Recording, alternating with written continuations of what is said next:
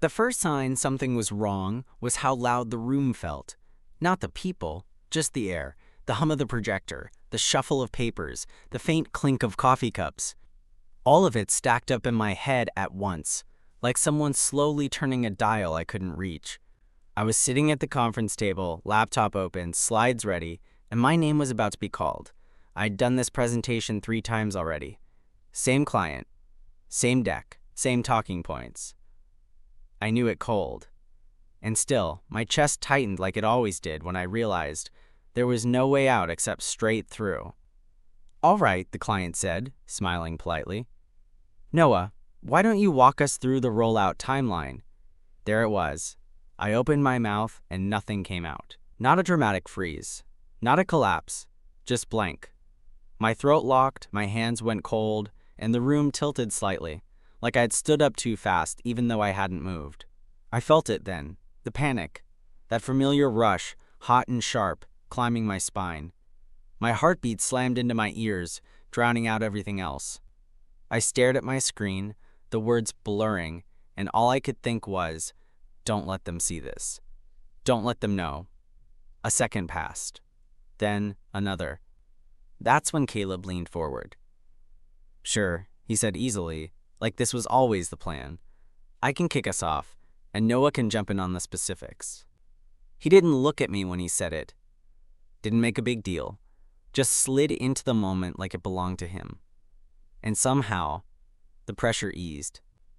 Caleb's voice was calm, steady, grounding. He talked through the first few slides with the kind of confidence that didn't demand attention. It just earned it. The client nodded along. No one questioned the shift. No one noticed my hands clenched under the table, my breathing shallow as I fought to stay upright inside my own body. I focused on his voice, on the rhythm of it. Let it pull me back. By the time he paused and finally looked at me, the panic had loosened its grip. Not gone, but manageable. "Noah?" he said gently. "Want to take this part?" I nodded. This time, my voice showed up. "Yeah," I said. "Thanks." I finished the presentation. Not perfectly, but well enough. Enough that the client smiled, shook our hands, and said they were excited to move forward. When the room emptied out, I stayed seated, staring at my closed laptop like it had personally betrayed me. Caleb lingered by the door, then came back and leaned against the table. "You okay?" he asked quietly. I let out a breath I'd been holding since my name was called. "Yeah, no, but better." He nodded, like that made sense, like he wasn't surprised. "You want some water?" he asked. "Or we can just sit here for a minute." Something about that. About him not rushing me, not asking for explanations, made my chest ache in a way I wasn't prepared for. I nodded again, grateful in a way I didn't yet have words for. As we sat there in the quiet, the adrenaline slowly draining from my system, I realized this wasn't the first time Caleb had stepped in for me. It was just the first time I'd really noticed, and once I did, I couldn't stop noticing at all. The rest of the day moved like it was underwater. Emails came in, Slack pings stacked up. People passed my desk with half smiles and casual, "Nice job in there." Like nothing unusual had happened. I nodded, thanked them, played my part. From the outside, I'm sure I looked fine. Functional. Normal. Inside, my nerves were still buzzing, like I'd narrowly avoided a car accident and my body hadn't caught up yet. Caleb didn't bring it up again. That was the thing. He didn't hover, didn't ask for a debrief. He just worked beside me the way he always did. Focused, steady, occasionally humming under his breath when he was deep in thought. Every so often, I'd catch him glance my way, quick and subtle, like a silent check-in. It was weirdly comforting.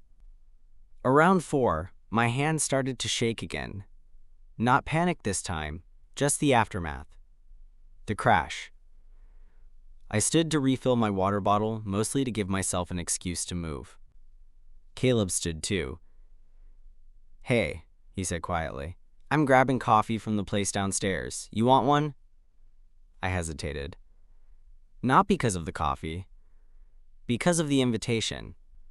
Yeah, I said. That'd be good. The cafe in our building was mostly empty that late. Soft music, low lights, the smell of burnt espresso and sugar. We stood side by side in line, close enough that I could feel the warmth coming off him. Familiar and grounding. You didn't have to do that, I said finally, staring at the menu like it held answers. He glanced at me. Do what? Cover for me, in the meeting. He shrugged, easy. You've done it for me before, just different ways. That caught me off guard. I opened my mouth, then closed it. I honestly couldn't remember a specific moment, but the way he said it, like it was obvious, made something settle in my chest. We took our coffees to a small table by the window. Late afternoon, lights spilled across the floor, catching dust in the air. I wrapped my hands around the cup, letting the heat soak in. I get panic attacks, I said, because once the words were there, holding them back felt heavier than letting them go. Not all the time, but sometimes, especially in rooms like that. Caleb nodded. No surprise, no pity, just understanding.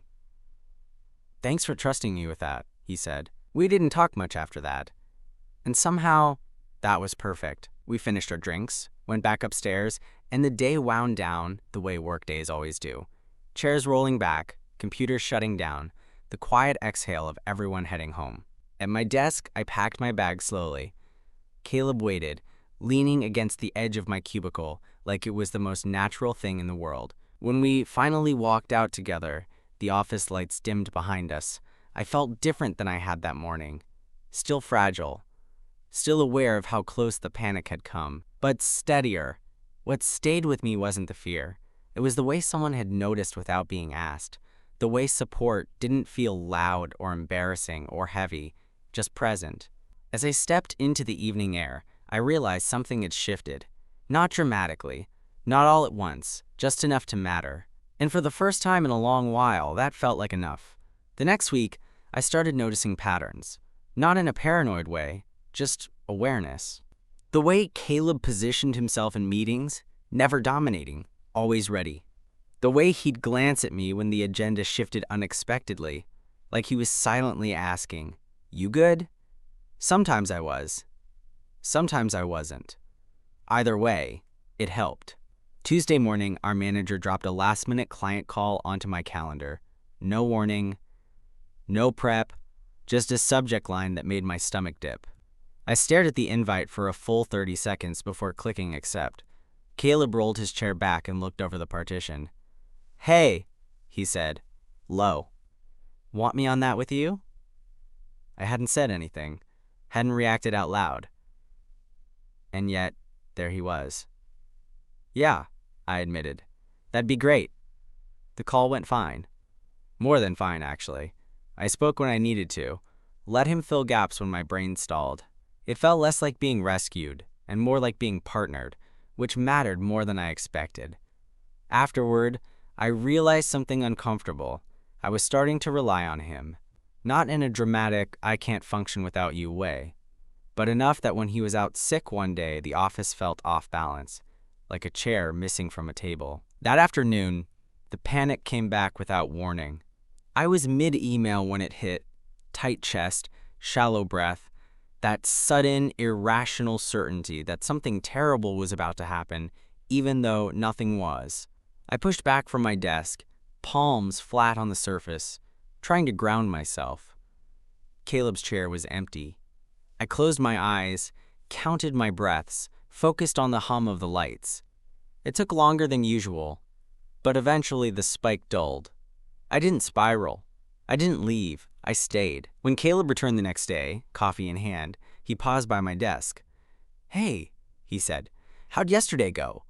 I considered lying, then didn't. "Rough," I said, "but I handled it." He smiled. Small, genuine. "I figured you would." There was no sorry I wasn't here, no guilt layered into it, just confidence in me. That hit harder than sympathy ever could. We started having lunch together after that. Not every day, not officially, just naturally. A sandwich split at the park across the street. 10 quiet minutes in the break room when the office got too loud. I learned things about him in pieces. That he'd transferred teams 2 years ago after burning out somewhere bigger. That he liked structure because chaos made his brain itch. That he'd once had a panic attack in college and thought he was dying. That last one he said lightly, like it was old news. It didn't feel light to me. One evening we were the last ones left again. The building was quiet, that after-hours hush that made everything feel more honest. I shut down my computer and turned to see Caleb still watching his screen, jaw tight. "You okay?" I asked. He leaned back, rubbed his face. "Yeah, just tired." I hesitated, then said it. "You know, you don't have to be the steady one all the time." He looked at me then. Really looked. "I know," he said, "but sometimes I choose to be." That stayed with me on the ride home. The idea that support wasn't a role you got stuck in. It was something you offered, willingly, when you could. Later that night, lying in bed, I replayed the day. Not the panic, not the fear, but the quiet exchanges, the mutual checking in, the way care could exist without drama or declarations. I wasn't falling apart. I wasn't being fixed. I was learning how to stand with someone else beside me. And that realization settled in slowly, gently, like something that wanted to last. The line between work and whatever this was blurred on a Thursday night. It started innocently. A deadline pushed back. A shared groan. Someone, Caleb, joking that we deserved a drink for surviving the week. I almost said no out of habit, the word already forming, but something in me paused. "Yeah," I heard myself say. "Okay." The bar was nothing special. Dim lights, sticky tables, a low hum of conversation that felt manageable instead of overwhelming. We took stools near the end, close enough that our knees brushed when we shifted. It sent a quiet jolt through me I pretended not to notice. We talked about easy things at first. Bad client emails, office politics, the bartender who clearly hated everyone equally. The beer took the edge off my nerves without dulling me, and for once, I wasn't scanning my body for warning signs. At some point, Caleb glanced at me over his glass. "You seem lighter," he said. I shrugged. "I feel steadier lately." He nodded like that mattered, like it was something to respect. Halfway through the second drink, the bar got louder. A group near the jukebox laughed too hard, too sharp. My shoulders tensed before I could stop them. Caleb noticed immediately. "You want some air?" he asked, already sliding off his stool. Outside, the night was cool and quiet. City sounds without the echo. I leaned against the brick wall, breathing deeper, slower. "Sorry," I said automatically. "For what?" he asked. "For needing breaks. For being—" I gestured vaguely. He shook his head. "Don't do that." I looked at him. "You don't apologize for existing," he said, voice firm but gentle. "Not with me." Something in my chest loosened at that. Not dramatically, just enough to let the air in. We stood there a moment longer, shoulders almost touching.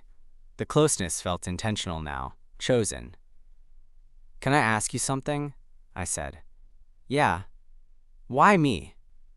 The question came out quieter than I intended. "You don't do this for everyone." He considered that, really considered it. "Because you try," he said finally. "Even when it's hard. And because you don't make your fear someone else's problem. You just carry it. I wanted you to not have to do that alone all the time." The honesty of it hit deep. No flattery. No grand statement. Just truth. We didn't touch. Not really.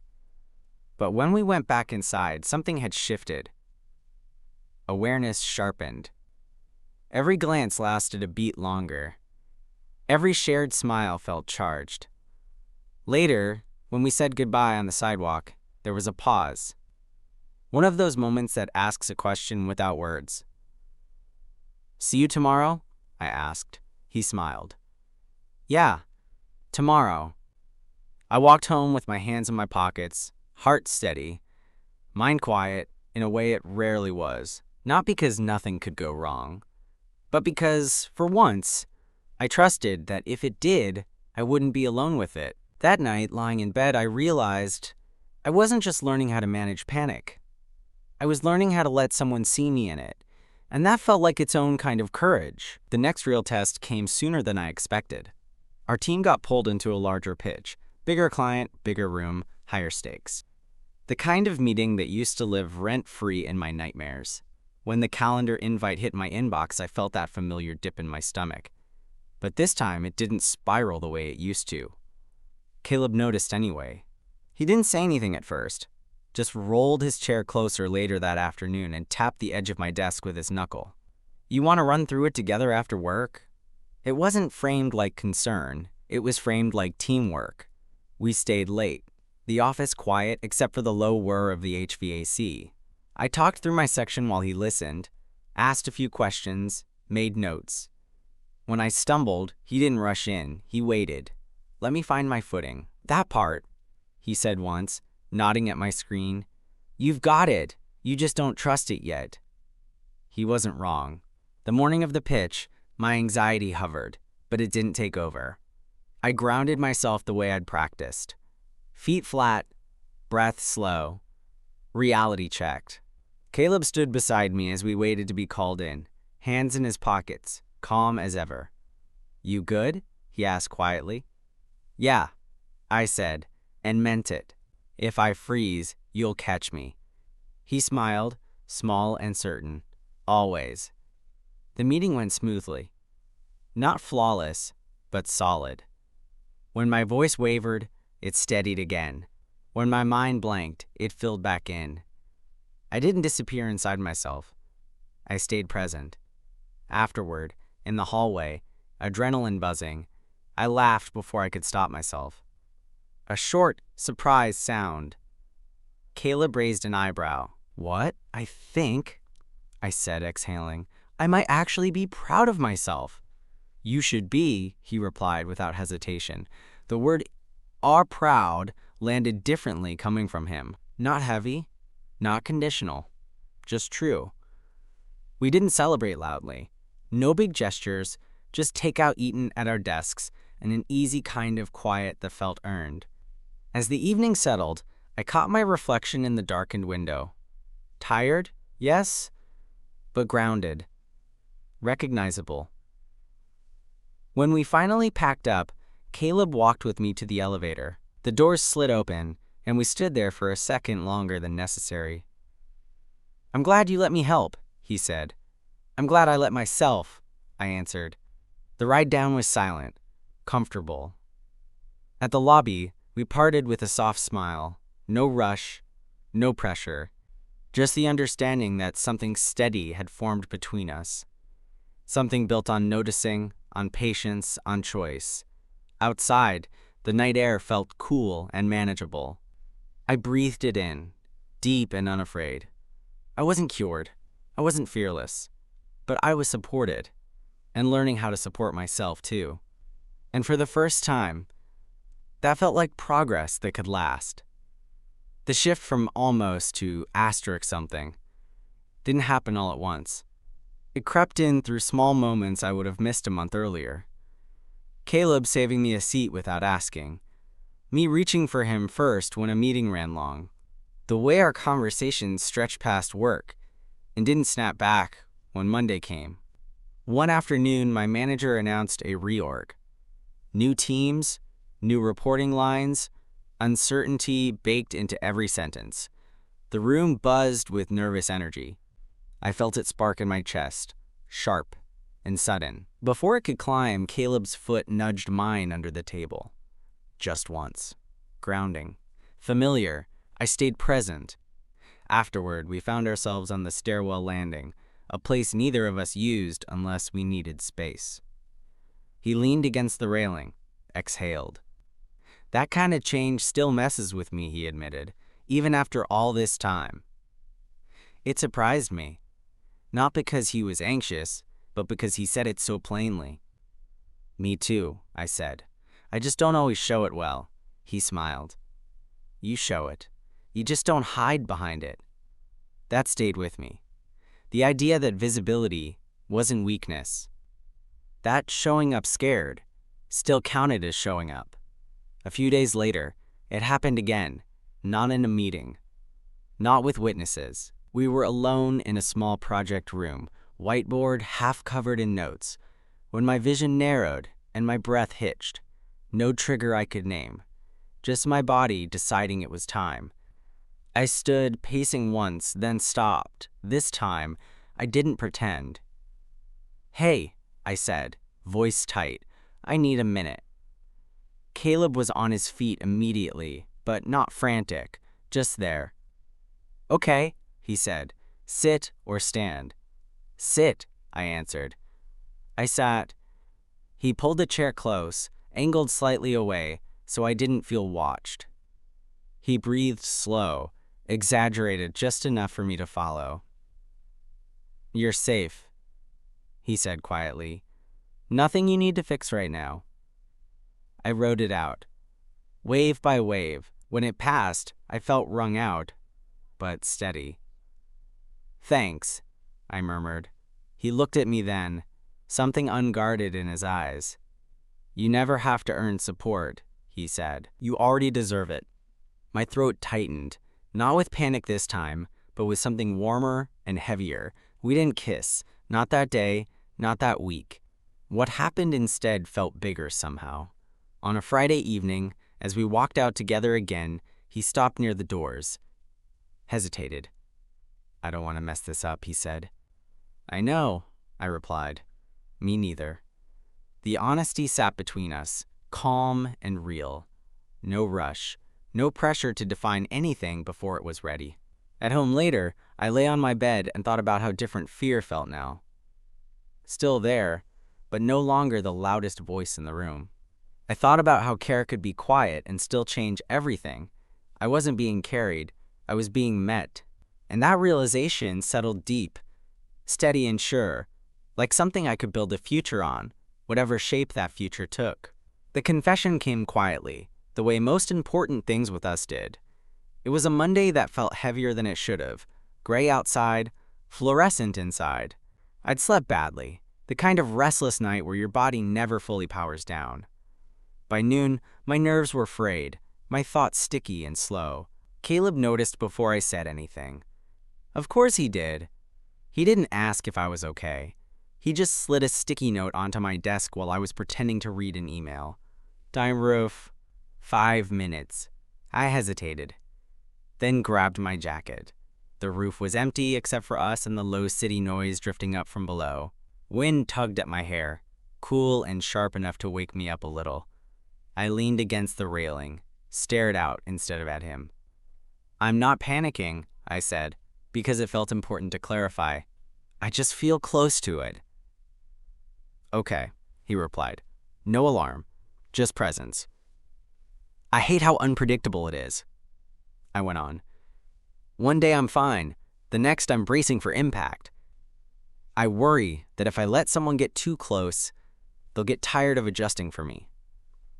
That was the part one hadn't said out loud before. The fear underneath all the others. Caleb rested his forearms on the railing beside me, close but not crowding. Can I tell you something? He asked. I nodded. My last relationship ended because I kept trying to be invincible, he said. I thought if I never needed anything, I'd be easier to love. Turns out, that just made me distant. I turned to look at him then. Really look. I don't see you as work, he continued, or fragile. I see you as someone who knows himself well enough to say when something's wrong. That's not something I need to tolerate. It's something I respect. My chest tightened, not with panic, but with emotion that didn't know where to go yet. I like you, I said quietly, saying it felt less like a leap and more like setting something down gently between us, more than just colleagues who cover for each other. He smiled, slow and careful. I know. I like you too. No kiss, no rush to seal it with anything physical. Just honesty, sitting there in the open air. We went back downstairs together, shoulders brushing in the elevator.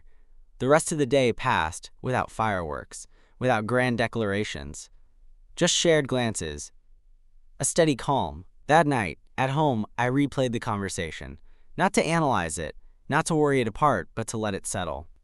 To feel what it meant to be liked as I was, not as a more convenient version of myself. I knew there would still be hard days. Still meetings that spiked my pulse. Still moments where my body sounded alarms my mind didn't agree with. But now, there was something else too. Not a fix, not a promise of forever. Just the knowledge that when I said, "I'm close to the edge," someone would hear me and stay. And that felt like standing on solid ground, even when the world tilted. Nothing dramatic changed after that. That was the surprising part. We didn't suddenly become different people. We didn't announce anything at work or redefine ourselves overnight. What changed lived in the small spaces, the pauses, the assumptions, the way I no longer braced for impact every time my body tensed. The next client meeting came and went without incident. I felt the nerves, sure, but they stayed where they belonged, background noise instead of alarms. Caleb sat across from me, notebook open, eyes steady. Not watching me, just there. Afterward, as people filtered out, he caught my eye and gave a tiny nod. Not approval. Recognition. At lunch, we walked to the park like we always did. Same bench, same shared sandwich, different quiet. "You handled that really well," he said, casual. "I know," I replied, surprising myself with how sure I sounded. He smiled at that. Not proud, just pleased. A few weeks later, the panic showed up again, soft but insistent. Late in the afternoon when the office was too bright and my thoughts were too loud. I didn't fight it. Didn't hide it. "I'm stepping out for a minute," I said, standing. "Okay," Caleb replied instantly. "I'll cover." Outside I breathed, counted, let the feeling crest and fall without turning it into a story about failure or weakness. When I came back, a little shaky but intact, Caleb slid a glass of water toward me without a word. That was it. No analysis. No rescue. Just understanding in motion. Later, as we packed up to leave, he said, "Want to come over tonight? We can order something easy." It wasn't framed like a test or a milestone, just an option. "Yeah," I said. "I'd like that." His place was calm, uncluttered. Quietly him. We ate on the couch, knees touching, a show half-watched in the background. At one point, his hand rested against mine. Still, unrushed. When I leaned in, it wasn't urgent. It wasn't fueled by adrenaline or fear of losing the moment. It was deliberate. The kiss was soft, grounded, like an agreement rather than a spark. Later, lying side by side, the room dark and quiet, I thought about how different this felt from every other version of closeness I'd imagined for myself. There was no sense of waiting for the other shoe to drop. No pressure to perform being okay. Caleb shifted, his arms settling comfortably around me. "You good?" he murmured. "Yeah," I said. And again, I meant it. I knew panic would still visit.